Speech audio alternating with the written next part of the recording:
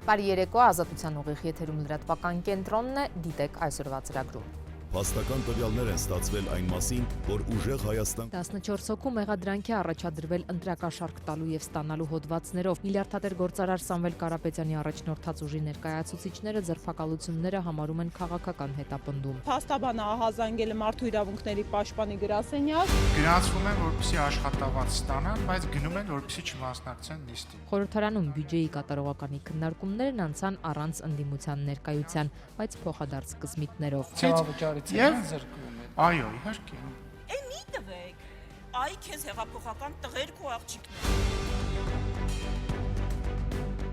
Նիկոլ Փաշինյանը նոր սահմանադրություն ունենալու համար նոր պատճառ է բերում։ Քիմիոթերապիան այլևս էֆեկտ չի տալի։ Արդարադատության համակարգում վիրահատական փոփոխություններ պիտի անեն։ Ժողովրդի ներվերը ինչքան կարելի է քայքայել։ Ադրբեջան հասած հոլանդական վարդերի ոդիսականը, արդյոք Հայաստանից Ադրբեջան արտահանում է եղել։ Ծառուկյանը իրավունք չունի այլևս։ Ծանրամարտի ֆեդերացիան գլխավորող վարչապետի աշխատակազմի ղեկավար Արայիկ Հարությունյանը պնդում է, Օլիմպիական կոմիտեի նախագահ Գագիկ Ծառուկյանը պետք է հեռանա տարիքի պատճառով։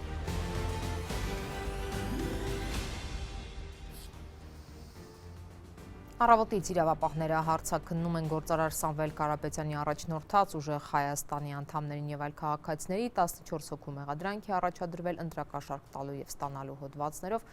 ինչը դիմադիր ուժից վստահեցնում են, թե գումարներ տրվել են իբրև աշխատավարձ հասարակական կազմակերպության գործունեության շրջանակներում, իրավապահները հերթական գաղտնալսումները հրապարակելով պնդում են հենց ընտրակաշարքն է քողարկվել հասարակական կազմակերպության գործունեությամբ։ Այս շաբաթվա սկզբին կուսակցության ևս երկու ներկայացուցչի մեղադրանք առաջադրվեց նախընտրական շրջանում բարեգործության արգելքը խախտելու հոդվածով։ Ազատ խտերով։ Ազատ խտերը ո՞րն է։ Ուժեղ Հայաստանով։ Առաջիկա ժամերին պարզ կլինի, թե առավոտյան ընտրակաշարքի գործով ձերբակալված ուժեղ Հայաստանի անդամներից ու քաղաքացիներից քանիսին իրավապահները կտանեն կալանքի, քանիսին ազատ կարձակեն կամ էլ կենթարկեն տնային կալանքի։ Վաղ առավոտյան բերման ենթարկված 14 կուսակցականներին ու քաղաքացիներին հակակոռուպցիոնը մեղադրում է ընտրակաշարք ստանալու եւ տալու հոդվածներով։ Միլիարդատեր գործարար Սամվել Կարապետյանի առաջնորդած ուժի ներկայացուցիչները հերքում են մեղադրանքը, ձերբակալությունները համարում քաղաքական հետապնդում։ Ընտրակաշարք դա նշանակում է ուղիղ գումարը վերցնել կամ նյութական ինչ-որ շահագրգռվածության միջոցով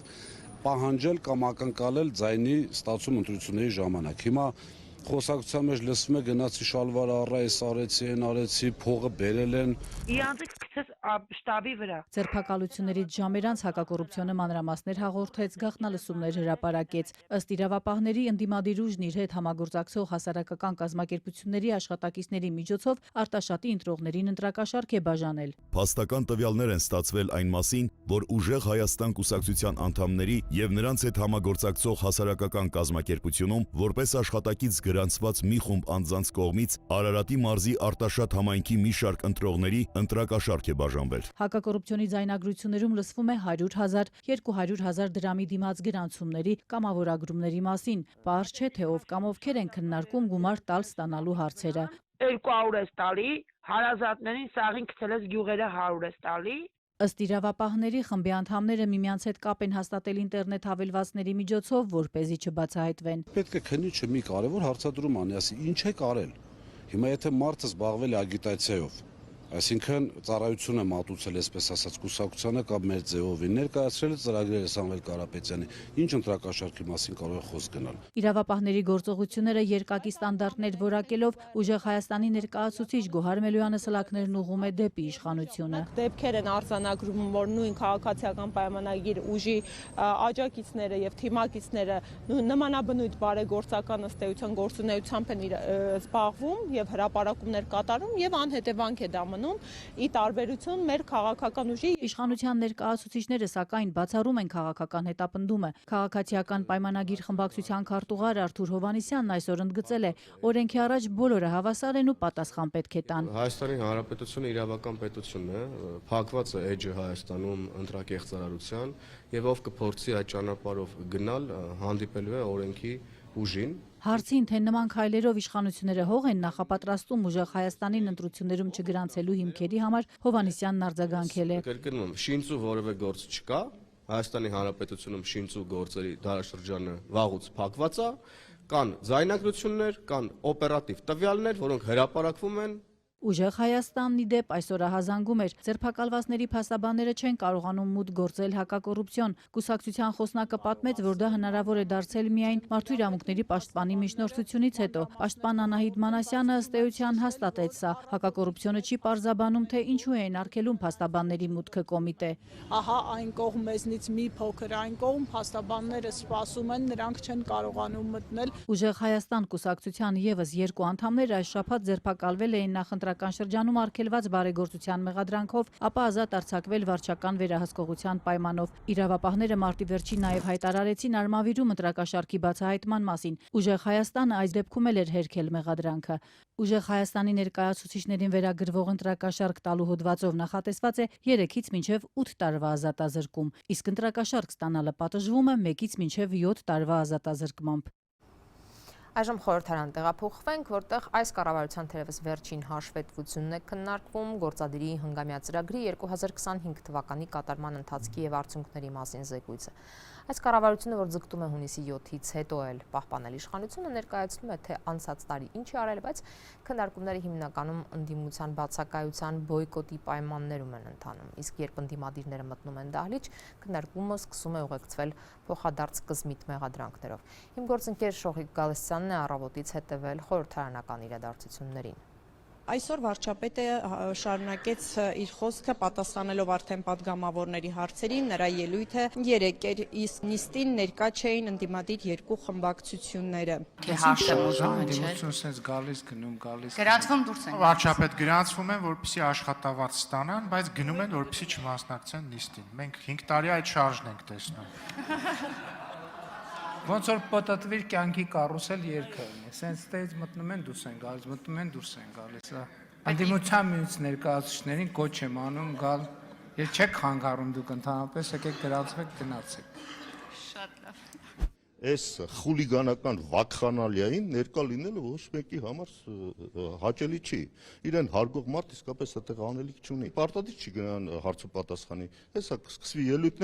ելույթների ժամանակ մենք մեր մոտեցումները, տեսակետները կներկայացնենք։ Կարծում ենք, որ սա նույնպես անհրաժեշտ է խորհրդարանական ամբիոն այդ առումով անհրաժեշտ է օգտագործել։ Խոսքը ուղղել ոչ թե իշխանություններին, այդտեղ անիմաստ է։ Խոսքը ուղղել առաջի հերթին ընտրողներին եւ մեր ժողովրդին։ Ընդդիմադիր падգամավորները թեև Նիկոլ Փաշինյանին չէին լսում, նրան հարցեր չէին ուղղում, բայց նիստերի դահլիճ չէին գալիս այն պահերին, երբ արդեն տարբեր նախարարներ էին ելույթ ունենում, օրինակ այսօր հերթը ներքին գործերի նախարար Արփինե Սարգսյանին էր։ Հարցս վերաբերվում է Սուրբ Աննա եկեղեցում տեղի ունեցած հայտնի իրադարձությանը։ Ես ուզում եմ ձեզնից տեղեկանալ, արդյոք այդ հրամանը դուք եք տվել, թե ոստիկանության պետն է տվել։ Նման կերպ ուրեմն բերման ենթարկելու կամ ձերբակալելու պատեհությունը ո՞րն է, այսինքն այդ ասֆալտին ծեփելու շրջանակների մեջ է տեղավորվում։ Բերման ենթարկելու process-ն էլ ոստիկանության դասական գործառույթների մեջ մտնող մեթոդ է, եղանակ է։ Կա գործառույթներ, որոնք որ ոստիկանությունը անկախ որևէ ցուցումից պարտավոր է իրականացնել։ Այս առիթը բաց չթողեց փոխնախագահ քպական Հակոբ Արշակյանը կրկին անդրադառնալու նախկիններին, կրկին հիշելու այն պատմությունները կապված նախկին իշխանությունների հետ, որոնք գործող իշխանության օրոք չնայած տրված խոստումներին այդպես էլ չեն բացահայտվել եւ դրանց այդպես էլ իրավական գնահատական այս 8 տարիներին չի տրվել։ Արդյոք հարցով դիմել եք ձեր քաղաքական առաջնորդ Ռոբերտ Քոչարյանին եւ նրան հարցրել եք արդյոք Պողոս Պողոսյանի պրիվետ ռոբ արտահայտությունից հետո, երբ նրա տիկնապահները այդ մարդուն բերման են ենթարկել զուգարան եւ ծեծելով սպանել նրան, դա իրավաչափ է, իրավաչափ չէ, արդյոք դուք ձեր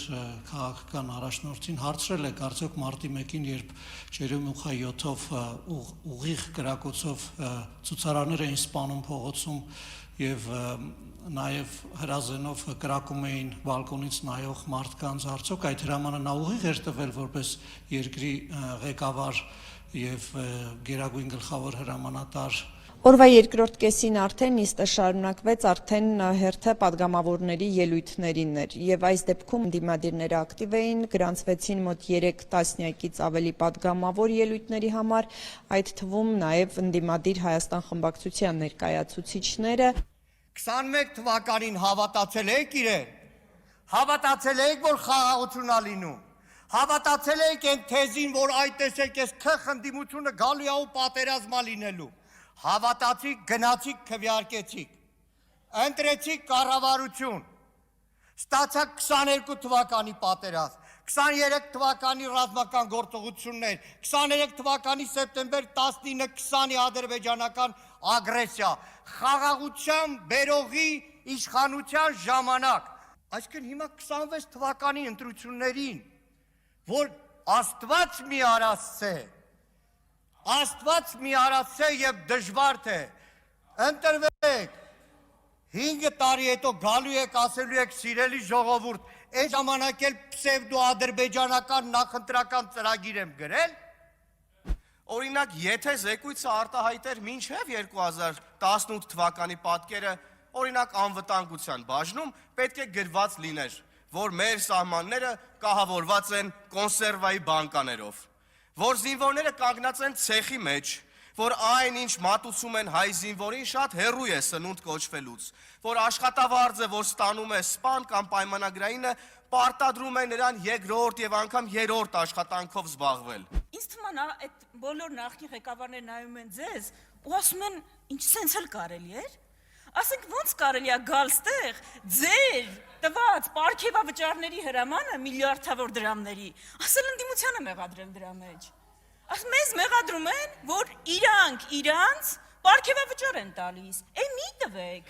բա հեղափոխական տղերք ու աղջիկներ եք, հետո պարզվեց հեղափոխական տղերքն ու աղջիկները առանց պարգևավճարի ու էկոպադավատների չեն կարող աշխատեն, այ քեզ հեղափոխական տղերք ու աղջիկներ, այ Եվրոպա գնացող Նիկոլ Փաշինյան, ինձ մի հատ ցույց կտաք եվրոպական պետություն, որտեղ որևէ կուսակցություն նախընտրական ծրագրով հոգևոր առաջնորդ է փոխում։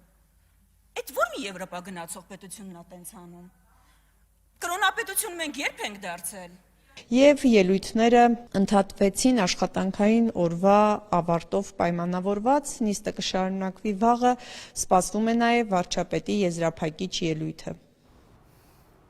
Իշխող քաղաքացիական պայմանագիրը, որ արդեն տևական ժամանակ հայտարարում է նոր սահմանադրություն ունենալու անհրաժեշտության մասին ու նաև նախագիծ է մշակում, այսօր նոր պատճառ է նշել, թե ինչու է ըստ իրենց պետք ազատվել գործող սահմանադրությունից։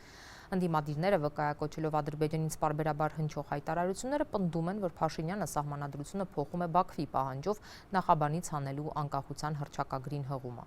Վարչապետ Փաշինյանը հերքում է այս մեղադրանքները, բայց նաև չի թաքցնում, որ ինքն էլ է դեմ, որ հռչակագիրը մայր օրենքում մնա։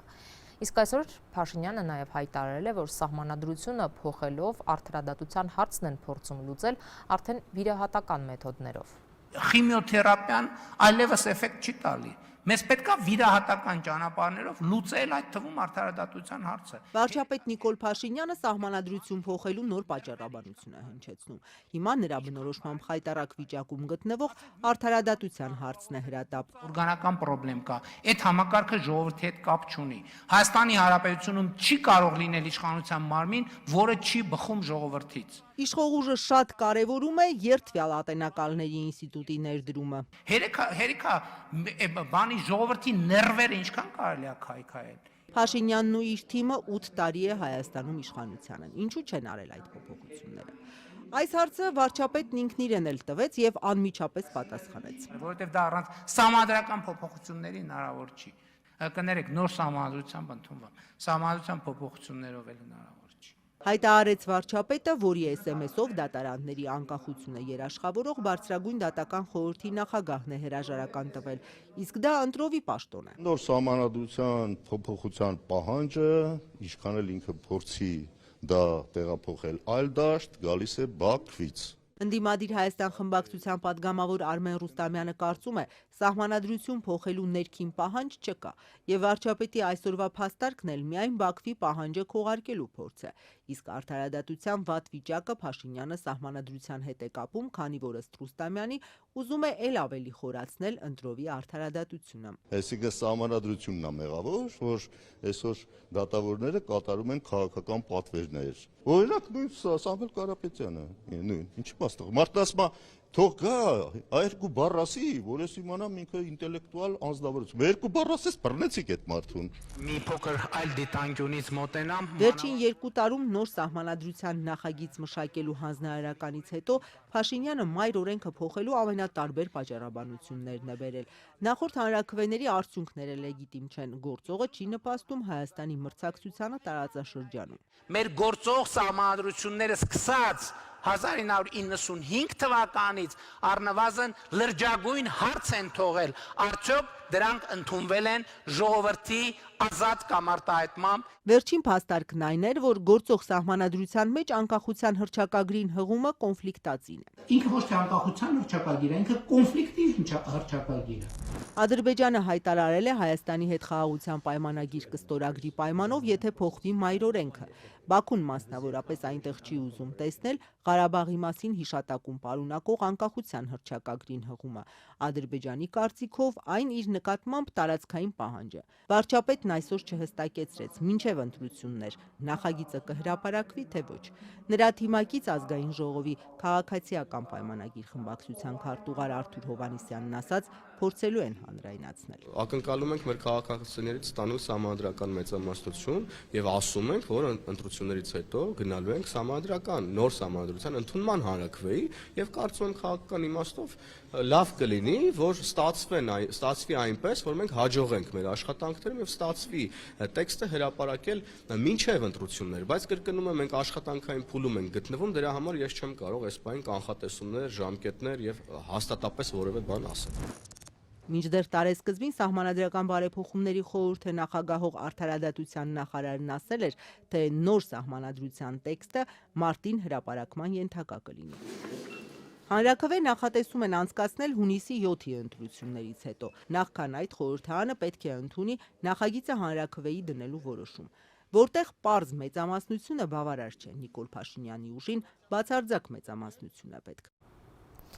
Երեկ վարչապետ Փաշինյանը շատ ուշագրավ հայտարարություն արեց, ասաց, թոշակառուները ապրիլի 1-ից իրենց կենսաթոշակներին ավելացած 10,000 դրամով կարող են Գյումրի, Լառնակա, Գյումրի տոմս գնել, այն էլ մեկի փոխարեն 5 հատ։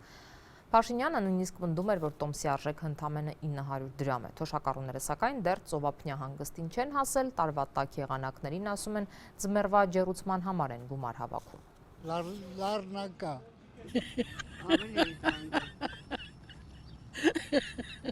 Անդեղից է, որ ինչ պետք է նստես ու հասնես այդ առնակ է, սառնակա ինչ է։ Հայաստանի թոշակառուներից ոչ ոք չհասցրեց Լառնակայի գրավիչ ծովափ հասնել 900 դրամով։ Նրանք հասցրին միայն զարմանալ։ Կիրակի օրվա համար դեպի Լառնակա 2 եվրոյով տոմս կա։ Ոնց կարող է 900 դրամ լինի։ 900 դրամով չի կարող պատահել։ Դա ինչ ակցիա է, հա, երևի։ Երեկ Հայաստանի վարչապետը ներկայացնում էր, թե կենսաթոշակի բարձրացումը ինչ հնարավորություններ է ստեղծել տարեցների համար։ Գյումրի Լառնակա տոմսը ընդամենը 900 դրամ էր։ Հիմա Ժողովուրդ ջան, 219 եվրո։ Մինչև նա իջավ ամբյոնից այդպիսի գին արդեն չկար։ Այս պահի դրությամբ Կիրակի Գյումրիից կարելի է Կիպրոսի ծովափ հասնել $50, էլ չասած, որ նրանք դեռ պիտի այնտեղ մնան, հյուրանոց վարձեն ու ի վերջո վերադառնան, բայց վարչապետը ուրիշ հաշվարկ ունի, թոշակի 10,000-ով ավելացման շրջանակում։ Ապրիլի 1-ից բարձրացրած թոշակով, թոշակառուն կարա 5 հատ տուդա ապրատնը տոմս առնի։ Ֆանտազիայի ժանրից է, որ թոշակառուները կարող են այդ թոշակով ապրեն եւ դե դաժե զբոսաշրջությամբ զբաղվեն։ Այդ ֆանտազիայից էր։ Դա ուրեմն միջակայքից վերջի պետքա, չգիտեմ, բան ամիս 1000-2000 դրամ հետ գցեմ, որ կարողանամ գնամ Կիպրոս կամ գնամ Եգիպտոս կամ չգիտեմ որտեղ գնամ։ Տիկին Մարգարիտը վարչապետի Կիպրոսյան առաջարկով հետաքրքրված չէ։ Ինձ ոչ արև է կարելի, ոչ աղի ջուր է կարելի, ոտեր տնել գնամ Կիպրոսի ինչ անե։ Արդյոք Հայաստանի թոշակառուները համաձայն են, որ կառավարության գործադրած ջանքերով իրենց թոշակը այնքան է բարձրացել, որ արդեն հոգում են նվազագույն կարիքները ու կարող են մտածել ծովափնյա հանգստի մասին։ Հաճույքով եմ արձանագրում, որ մենք կենսաթոշակառուների սոցիալական ապահովության ոլորտում ունենք պատմական նվաճում։ Դու գալատ է անում։ ասում է։ Տիկին Ֆրիդան իր 60,000 դրամն է առաջարկում վարչապետին ու թոշակի ավելացումը նվաճում համարող նրա թիմակիցներին, թող ապրեն, ասում է։ Ես երեխեք ունեմ, ինձ վարտի նման պահում են։ Եղավ,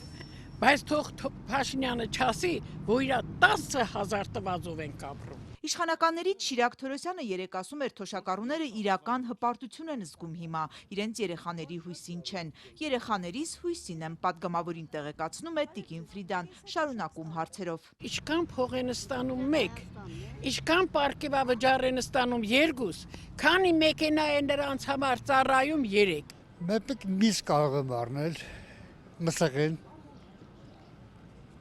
Շատ սիրում եմ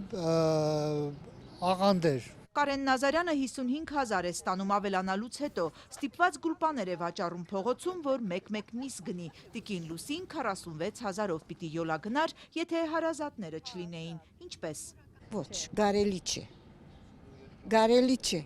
Այս կինը 45,000 է ստանում, երբեք չի փորձել ապրել այս փողով։ Փաշինյանն ասում էր Հայաստանում այլևս սոված թոշակառու չկա, 45-ով կկշտանա։ Չգիտեմ սոված կմնամ թե չէ, բայց այդ ծախսերը չեմ չեն երիկացնի։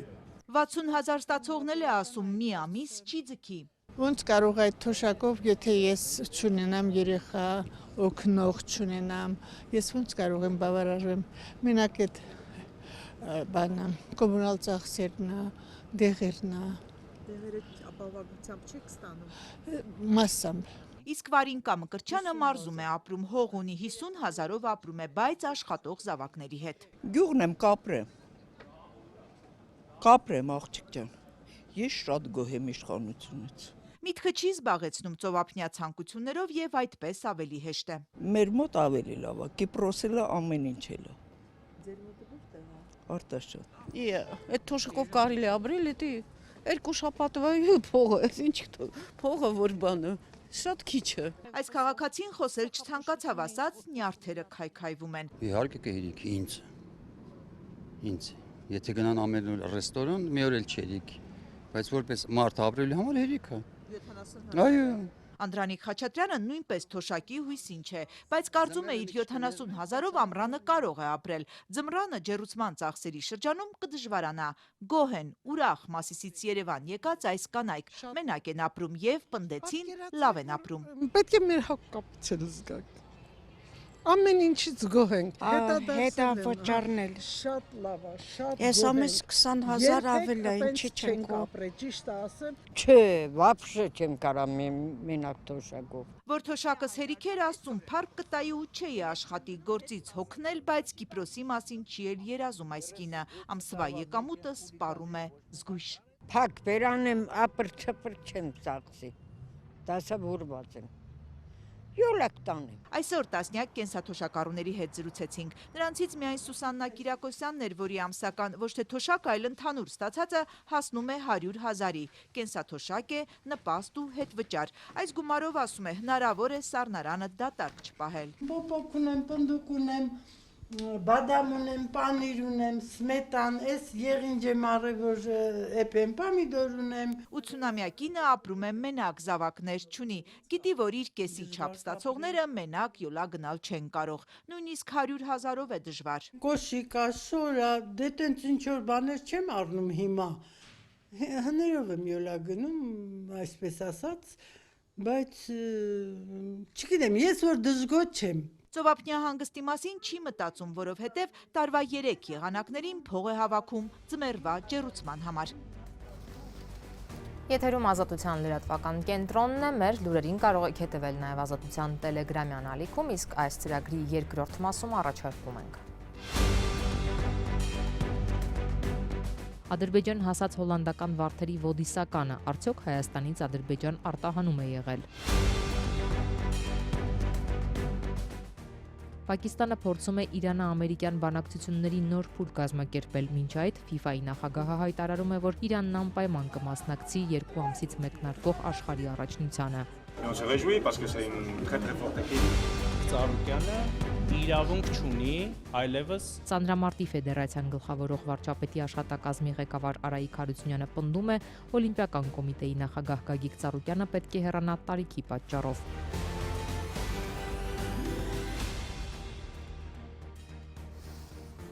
Հիմա անդրադառնանք Ադրբեջանում Հայաստանից $960 ներմուծման ոդիսականին։ Նախ առավոտյան հայտնի դարձավ, որ առաջին անգամ վերջին 30 տարիների ընթացքում Հայաստանը Ադրբեջան արտահանում է ունեցել։ Այս մասին հայտնեց Ադրբեջանի պետական եկամուտների կոմիտեն, ապա երբ հարցեր առաջացան, թե ինչ ապրանքի մասին է խոսքը, պարզաբանեց, որ հոլանդական վարդեր են։ Բայց դարձյալ հարցեր առաջացան, երբ Հայաստանի պետական եկամուտների կոմիտեն հայտարարեց, որ Հայաստանից ոչինչ չի արտահանվել Ադրբեջան։ Ինչպես է դա հնարավոր, որ Հայաստանից ոչինչ չարտահանվի, իսկ Ադրբեջանում արձանագրեն հայկական ծագման ապրանքի ներմուծում։ Տնտեսագետ Սուրեն Պարսյանն է բացատրում, որ հնարավոր է վարդերը հայկական ծագման են եղել, բայց ներկրվել են Նիդերլանդներից, Հայաստանից Ադրբեջան ուղիղ փոխադրում չի եղել։ Հայաստանի պարագայում այդ վարդերի վերաարտահանումը կարող է տեղ ունենալ առանց Հայաստանի իմացության կամ գիտության։ Հայաստանը արտահանում է իր ապրանքը X երկիր, այդ X երկիրից կարող է ցանկացած այլ երկիր վերաարտահանել։ Վարդերի պարագայում կամ այլ ապրանքների պարագայում ուղղակի կարծում եմ վարդերի պարագայում արձանագրվել է Ադրբեջան։ Սա ուղղակի այսպես բացահայտված դեպքեր եւ կարծում եմ ադրբեջանական կողմը որպեսզի զրո ցույց չտա Հայաստան, Ադրբեջան առևտրաշրջանառության այդ տողերում փորձել է սիմվոլիկ այդ գումարը նշել։ Սա կարծում եմ ադրբեջանական իշխանությունների կողմից կանխամտածված այսպես քայլ է եղել ցույց տալու, որ զրո առևտուր չունենք, ինչ-որ առևտուր կա այնուամենայնիվ Հայաստանի հետ։ Մինչ այս տարվա առաջին եռամսյակի ընթացքում Հայաստանն Ադրբեջանից շուրջ $5.8 միլիոն ապրանք է ներկրել։ Այս պահին Ադրբեջանի պետական եկամուտների կոմիտեի տվյալներով Հայաստանի եւ Ադրբեջանի առևտրաշրջանառության սալդոն գրեթե 100%-ով Ադրբեջանի օգտին է։ Ադրբեջանի նախագահ Իլհամ Ալիևը այսօր իր թուրք պաշտոնակից Ռեջեփ Թայիփ Էրդողանի հրավերով աշխատանքային այցով ժամանել է Անտալիա։ Ադրբեջանի նախագահն ու առաջին փոխնախագահ Մեհրիբան Ալիևան Թուրքիա են ժամանել Անտալիայի 5-րդ դիվանագիտական համաժողովին մասնակցելու նպատակով։ Համաժողովը մեկնարկելու է վաղը եւ շարունակվելու է մինչեւ ապրիլի 19-ը։ Իդեպ ուշագրավ է, որ 2022-ից հայ-թուրքական կարգավորման մեկնարկից ի վեր առաջին անգամ Անտալիայի դիվանագիտական ֆորումին այս տարի Հայաստանը կներկայացնի ոչ թե նախարար Արարատ Միրզոյանը, այլ փոխարտգործնախարար Վահան Կոստանյանը։ Թե ինչու է պաշտոնական Երևանը արտգործնախարարի փոխարեն Թուրքիա գործողում փոխարտգործնախարարին հայտնի չէ։ Ռուսաստանի փոխվարչապետն էլ ժամանել է Ադրբեջան, Զանգելան, երկու կողմերի պաշտոնյաները ծանոթացել են Հորադիս Աղբենդ ավտոմոբիլային ճանապարհի եւ երկաթգծի շինարարությանը, որը ինչպես ադրբեջանական կողմն է ձևակերպել, Զանգեզուրի միջանցքի կարևոր մասն է կազմում։ Ադրբեջանի փոխվարչապետը հայտարարել է, որ անցյալ տարվա հոկտեմբերին Դուշանբեում նախագահներ Ալիևի եւ Պուտինի հանդիպումը երկկողմ համագործակցության նոր փուլի հիմք է դրել եւ չնայած տարածաշրջանի դժվարին իրավիճակին, այդ համագործակցությունը կայուն զարգանում է։ Շահին Մուստաֆայևը նաև կոչ է արել ռուսական ընկերություններին մեջբերեմ ավելի ակտիվորեն ներգրավվել Ադրբեջանի ազատագրված տարածքներում իրականացվող ծրագրերում։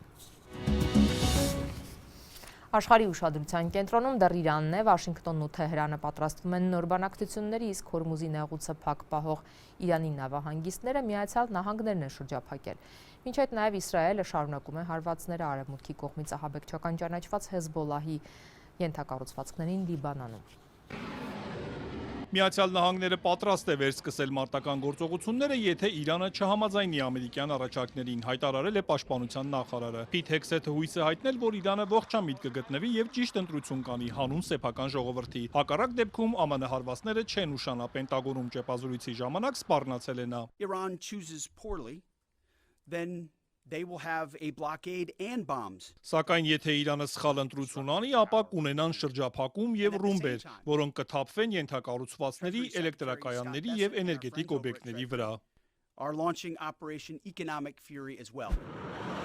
Ամերիկացի պաշտոնյան ասել է, որ ԱՄՆ-ն ուշադիր հետևում է Իրանի ռազմական տեղաշարժին։ Հեքսեթը պնդել է, Իրանն այլևս չունի հարձակողական կամ պաշտպանական կարողությունները համալրելու հնարավորություն։ Մինչ այդ Պակիստանը հայտնել էր, որ ԱՄՆ-ն եւ Իրանը պատրաստ են անցկացնել բանակցությունների երկրորդ փուլը, սակայն հանդիպման օր եւ վայր դեռ որոշված չէ։ Իրանցի բարձրաստիճան պաշտոնյան, ում անունը չի նշվում, Reuters-ին ասել է, որ որոշ տարաձայնություններ վերացվել են եւ հրադադարը երկարաձգելու մեծ հույսեր կան, սակայն Իրանի բարձր հարստացված ուրանի ճակատագրի եւ միջուկային ծրագրի սահմանափակումների շուրջ գլխավոր տարաձայնությունները դեռ լուծված չեն, ասել է պաշտոնյան։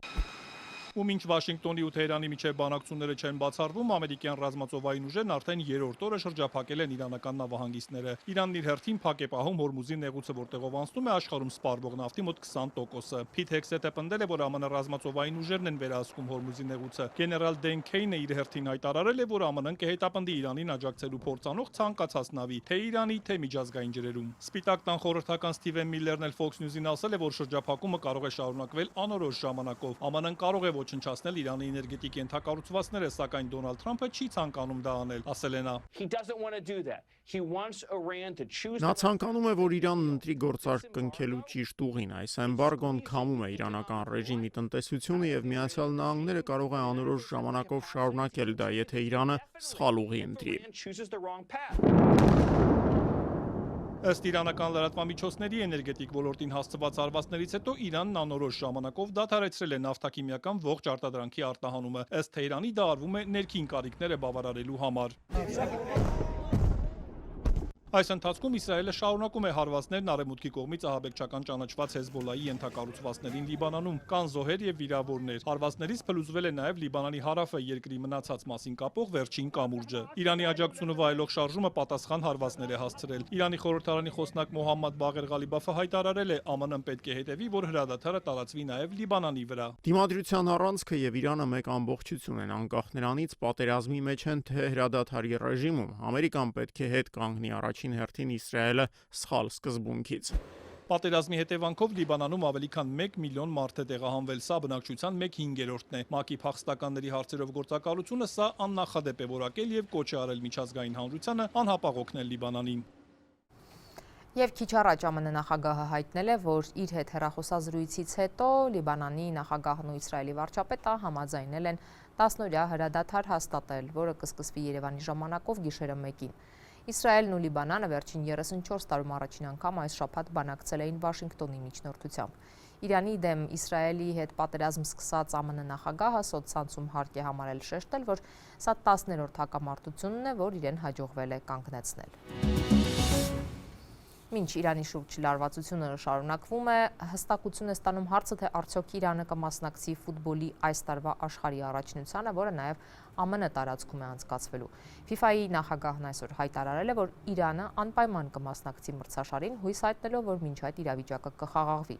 Աշխարհի խաղերի խմբային փուլում Իրանի ազգային հավաքականը 2 հանդիպում պետք է անցկացնի Լոս Անջելեսում, մեկն էլ Սիեթլում։ Մինչ այդ, անցած ամիս Իրանի ֆուտբոլի ֆեդերացիայի նախագահը հայտարարել էր, որ իր երկիրը կբոյկոտի Միացյալ Նահանգները, բայց ոչ աշխարհի առաջնությունը։ Առաջնությունը մեկնարկելու է հունիսի 11-ին, այն անցկացվելու է միանգամից 3 երկրներում՝ ԱՄՆ, Մեքսիկա եւ Կանադա։ Վարչապետի աշխատակազմի ղեկավար Արայիկ Հարությունյանը, ով Ծանրամարտի ֆեդերացիան է նախագահում, Գագիկ Ծառուկյանի տարիքն է նշում որպես պատճառ, թե ինչու վերջինս չպիտի ղեկավարի Օլիմպիական կոմիտեն։ Ուշագրավ է, որ Հայաստանյան կոմիտեի կանոնադրության մեջ տարիքային որևէ սահմանափակում դրված չէ, բայց Միջազգային Օլիմպիական կոմիտեի խարտիայում ներառված է սահմանափակում 70 տարեկանը լրացած անձանց համար։ Գագիկ Ծառուկյանի 70-ամյակը կլրանա աշնանը։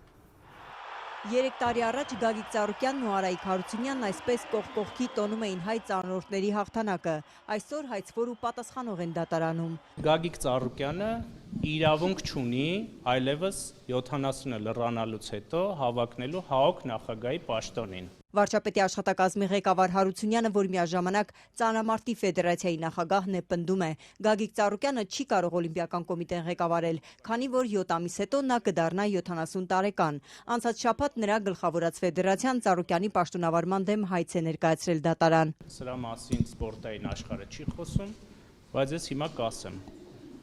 Շուտով լրանում է Գագիկ Ծառուկյանի 70-ամյակը։